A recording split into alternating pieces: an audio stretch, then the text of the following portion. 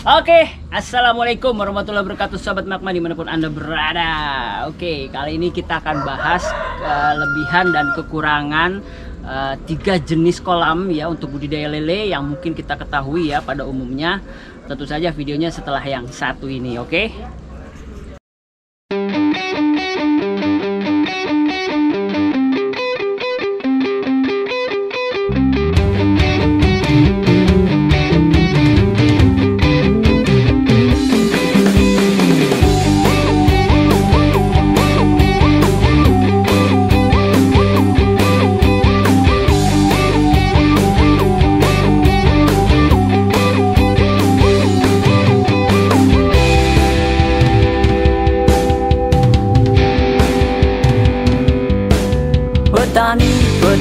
Petani rakyat, petani Magma, petani rakyat, petani Magma. Ayo Indonesia, maju petaninya, jangan pernah sampai menyerah. Ayo mandiri bersama petani Magma, kita ciptakan lapangan usaha, kita jaya Indonesia.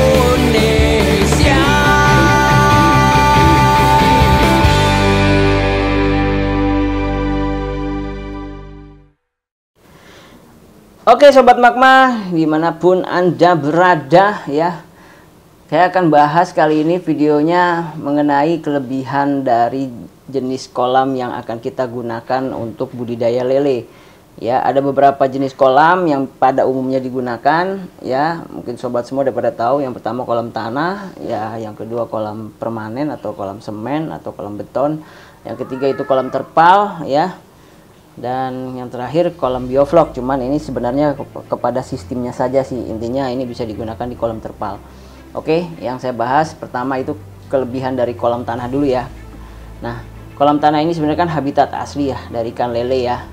Makanya untuk kolam tanah ini biasanya sudah banyak mengandung mikroorganisme ya yang baik di dalam tanah. Jadi sangat baik untuk pertumbuhan ikan lele ya. Karena memang dari mikroorganisme itu juga ada yang mengandung buat pakan ikan lele ya, mungkin seperti halnya cacing gitu ya. Kita mungkin tahu kalau di kolam tanah banyak sekali pakan yang bisa dimakan oleh ikan lele ya. Nah, itu yang salah satu kelebihannya nih dari kolam tanah. Nah, yang kedua biaya pembuatan juga lebih murah ya kalau untuk tanah, cuman ya memang kita harus mencari sebidang tanah dulu ya untuk bisa membuat itu. Nah, yang ketiga tanah atau lumpur yang terdapat di bawah air itu bisa menekan amoniak ya yang bersumber dari kotoran ataupun dari pakan ikan. Nah, ini sih kelebihannya ya. Sehingga nanti yang keempat nih kelebihannya, air tidak perlu sering-sering untuk diganti ya, karena lebih hemat untuk penggantian air. Ya, bahkan dalam musim kemarau sekalipun ya, ada sebagian yang memiliki kolam tanah yang tidak kering ya, tidak pernah kering. Jadi memang sangat-sangat hemat air ya. Nah, tapi ada kekurangannya nih sobat. Jadi kekurangan kolam tanah itu, suhu pada kolam tanah itu memang sulit dikontrol ya. Sebenarnya sama sih kayak kolam terpal, cuman memang kolam tanah ini lebih sulit dikontrol ya, terutama pada kondisi tertentu gitu. Jadi merubah pH air itu bisa lebih cepat ya. Kemudian yang kedua kekurangannya itu, kalau kolam tanah susah ataupun kita tuh akan capek ketika lagi sortir. Nah, ini yang jadi beban ya ataupun beratnya ya di kolam tanah ya. Berarti kita harus berusaha dulu tuh dalam sortir atau memanen ikan lele.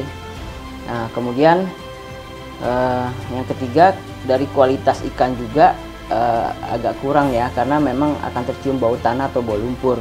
Tapi ini yang ketiga ini bisa kita atasi dengan cara mungkin kita akan rest di kolam terpal ya. Makanya kita juga harus punya kolam terpal sih sebenarnya, sehingga tidak bau tanah lagi nanti. Atau mungkin kita rendam dulu di air bersih ataupun air yang sudah mengandung fermentasi. Nah, itu juga bisa. Nah, kemudian untuk perawatan dan pengolahan, pembersihan juga ya itu tadi memerlukan tenaga yang ekstra ya dibandingkan jenis kolam yang lain. Nah, itu yang kelebihan dari ataupun kekurangan dari kolam tanah. Kemudian kelebihan kolam semen ya atau kolam permanen.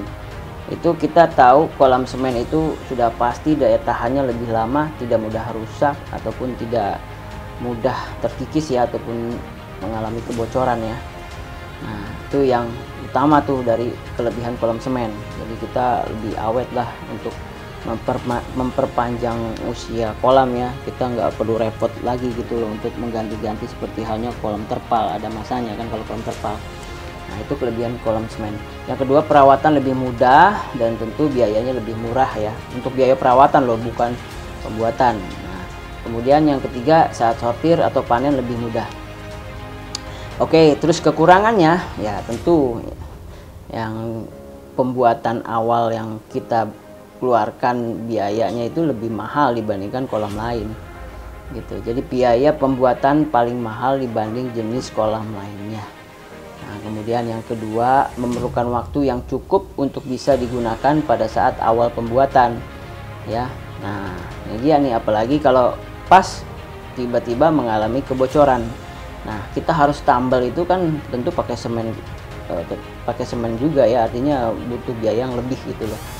Nah, dan ini juga tidak bisa langsung kita tebar ya benih lele ataupun yang kita misalkan pembesaran tidak mudah gitu loh, harus menunggu waktu dulu gitu loh, karena kan dari semen ya itu mengandung bau ya, mengandung zat kimia. Nah, itu yang harus diperhatikan tuh kalau kolam semen ya. Jadi agak menunggu waktu yang lebih lama ya ketika harus menebar benih, itu nggak bisa langsung, jadi harus menunggu waktu. Nah, kemudian yang ketiga, kekurangan dari kolam semen ya harus bisa sering kontrol pH dan kualitas air tentunya ya. Ya, mungkin kan karena disebabkan amoniak dan perubahan cuaca tentu akan merubah pH dan kualitas air. Oke, lanjut untuk kelebihan dari kolam terpal. Kolam terpal sendiri perawatan lebih mudah ya, dan biayanya juga pasti lebih murah ya. Kalau pas ada kebocoran beda dengan kolam semen ya. Kolam terpal itu mudah untuk ditambal ya, kita cukup pakai lem Korea juga udah bisa tuh, biaya lebih murah tentunya lah daripada kita harus membuat semen ya kan. Kemudian yang kedua, mudah untuk dibongkar atau dipindahkan ya, karena dari kolam terpal sendiri kan sifatnya tidak permanen ya. Artinya kita bikin dari besi wermas ya kan, kemudian dari bahan terpalnya ya. Oke, yang ketiga itu pada saat sortir atau panen itu lebih mudah ya, karena sudah pasti ya tidak perlu seperti halnya tidak perlu seperti halnya kolam tanah ya. Dan memang kolam tanah itu memang kita juga harus diperhatikan nih buat kolam tanah nih. Kolam tanah itu kalau misalkan kita panen terus itu kita benar-benar ekstra untuk jangan sampai ada yang ketinggalan aja pokoknya. Jadi satu ikan pun tidak boleh ada yang ketinggalan. Kenapa? Karena nanti dia akan jadi kanibal. Kalau misalkan ada yang ketinggalan terus kemudian tebar benih kembali ya, kita tidak ngecek ulang gitu kan, maka ya yang terjadi benih-benih tadi takutnya udah hilang gitu aja. Karena ada kanibal, ada kanibal gitu dalam kolam gitu loh. Nah, itu yang harus diperhatikan tuh ya. Jadi memang kolam terpal memang saat sortir itu lebih mudah ya. Kalau kolam tanah itu jauh lebih ekstra tenaga ya. Nah, kemudian kekurangan kolam terpal juga ya, kita juga harus sering ngontrol air juga ya kan, kualitas air ya kan, yang udah pasti karena amoniak juga dari ketika cuaca hujan itu juga pH juga berubah, sama seperti halnya kolam semen, itu kekurangannya. Kemudian yang kedua sih ya, mungkin kolam terpal memang lebih rawan ya dibandingkan kolam semen untuk masalah kebocoran ya kan. Dia juga rentan kalau misalkan ada benda-benda tajam gitu kan di sekitarnya atau tidak sengaja itu bisa bolong. Tapi sekali lagi ya mudah ditambal sih memang, cuman kan paling tidak jadi nggak bisa menahan ya kalau ada benda-benda tajam. Ini kekurangannya ya istilahnya. Dan yang ketiga itu kolam terpal sendiri kan mudah lapuk ya, atau mungkin dapat rusak, ada masanya gitu. Paling tidak 2-3 tahun, itu pun ya tergantung dari pemakaian juga sih. Ya rata-rata sih 2-3 tahun ya untuk pemakaian kolam terpal gitu. Nah, itu beberapa kelebihan dari jenis-jenis kolam yang digunakan untuk budidaya ikan lele, Sobat Magma ya. Jadi semoga bermanfaat informasi yang singkat ini ya. Jangan lupa like, comment, share, dan subscribe. Salam hangat dari Petani Magma. Wassalamualaikum warahmatullahi wabarakatuh. Petani Magma, kita ciptakan lapangan